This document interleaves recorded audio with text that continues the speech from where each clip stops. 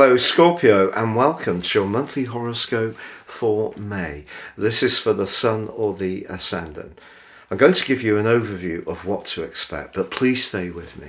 I then will describe in detail each of the key dates and influences critical to your sign. Now, as this month begins, the solar eclipse, which occurred on the last day of April, the black moon, is pouring its energy into your situation.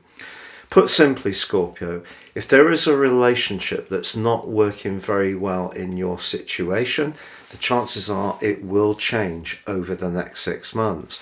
But equally, this can bring in lots of new opportunities and new, fresh energy at that. Because Uranus, the planet of change, was alongside that solar eclipse and is pretty close to the Sun for the first week of this new month. So that's very exciting. But also there's a lunar eclipse in your sign on the 16th, and that is being impacted by Saturn, the planet of limitation, in your sector of emotions. So I think what you're trying to balance across these two eclipses over this next half year is where you can feel most at ease. So whether it's a professional relationship with friends, whether it's with colleagues, whether it's with family members, or romantically, you are going to want to feel that you need to be an individual that's coming from Uranus, to be recognized for your right to your voice, but also that works for you emotionally. And if there's any relationship that doesn't really understand what you need in that deeper empathetic way, I think that is going to be the focus, not just this month, but in the months to come. Now, if you'd like to know more, please stay with me. But if you have yet to subscribe to my channel, I would be honoured if you did so now. Please click or tap on the bell notification symbol. Also, if you'd like to ascend above this Zodiac broadcast and understand much more about your personal astrology based on your time, date and place of birth, please see the link below where you can buy a 12-month forecast and a character analysis and get 30% off with my special offer and gain searing insights about your deeper needs, motivations, but also potentials. Finally, if you would like to get your free written daily horoscope fired to your device each morning, please also see the link below. So Scorpio, welcome to May.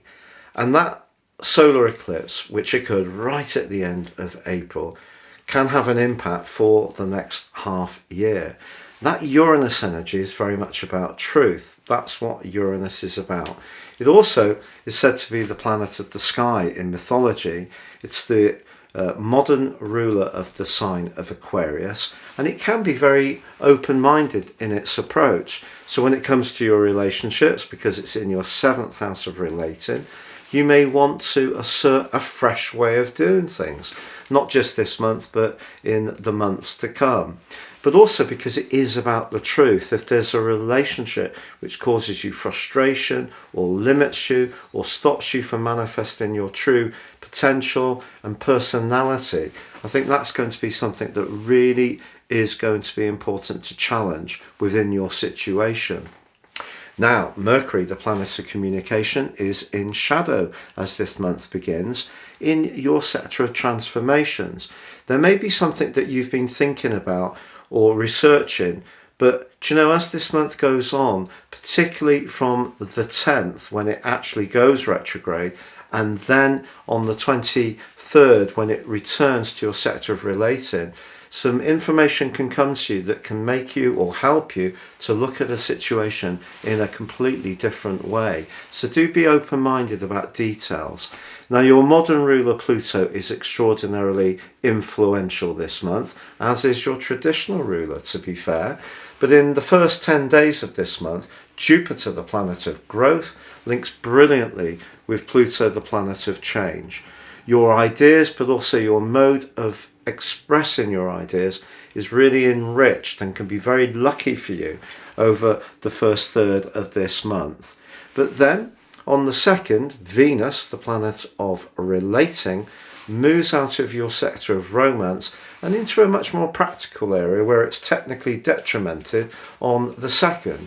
It's joined by the expansive Jupiter on the 10th. But also from the 13th to the 23rd, your traditional ruler, Mars, joins up with Neptune in your sector of romance. If there is somebody that you're really smitten by, Neptune can really cast quite a magical spell. But is it going to stack up? Is it going to be real?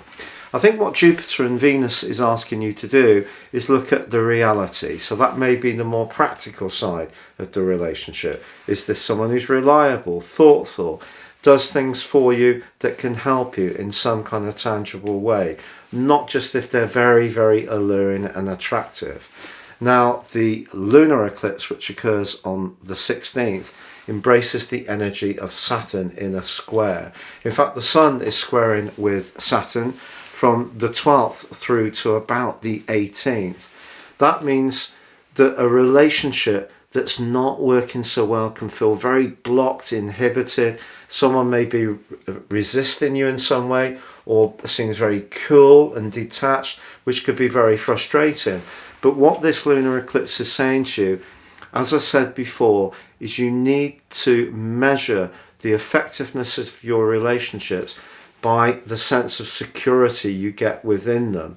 I do feel that on the 21st, as the Sun makes its transition into your 8th house, getting clearer about the deeper side of things, which you generally have a gift for, is going to become much easier. But it's the 23rd when Mercury in its retrograde returns to your opposite sign, your 7th house. That's when things might start to look different. Also, your traditional ruler Mars moves on the 24th into an area that is going to give you a lot of physical vitality. If you're really wanting to kick on and get much fitter and do much more exercise, the last week of this month is a glorious time to push yourself to see if you can, do something a bit more strenuous, something that's really going to stretch you to get that cardio rate up. But also, Mars moving to join with Jupiter in the last week is a brilliant time to perhaps think about where your job is evolving. Is it something that gives you a great deal of pleasure? Mars is generally about what we need as individuals, the 6th house about where we need to be disciplined and also structured, but also support others. So that could be a good time to go for a job. But from the 24th to the 28th, Venus is in a clash with Pluto, your modern ruler. So you can see your two planets are time after time affected this month by influences. So Venus square Pluto is when something may seem to be very, very attractive and we may be tempted. It could be around a financial package, it could be around a relationship. We just need to understand that Pluto can be about power and it can be about control. So if something seems tempting, try to understand what is underneath that potential temptation. But once Venus moves on the 28th, the politics of the lunar eclipse in particular can start to be evened out. You can start to try and get things in balance, especially if something has felt a little bit out of kilter in terms of the in and outgoing of energy around a relationship. If you want to put a relationship that struggled on a better footing, the 28th will bring more diplomacy and harmony to bear. But then the 30th sees a glorious new moon in the 8th house, very much in keeping with Scorpionic energy. If there's something you want to change around your financial situation, if you want to be more entrepreneurial, the next month is the time to take action, and your ability to relate to others can be very strong, but take it all the time back to how things feel. If you feel comfortable with the people you're interacting, that's a sign that you can do business with them. If you're not so comfortable, however attractive or alluring the proposition, the deal, or the person may be, just how does it feel? And that, in a way, is how Saturn's trying to protect you this month, even if at times it may seem that it's a block to your desires. It's been a real pleasure being with you, Scorpio. Thank you so much for joining me. Stay safe and goodbye for now.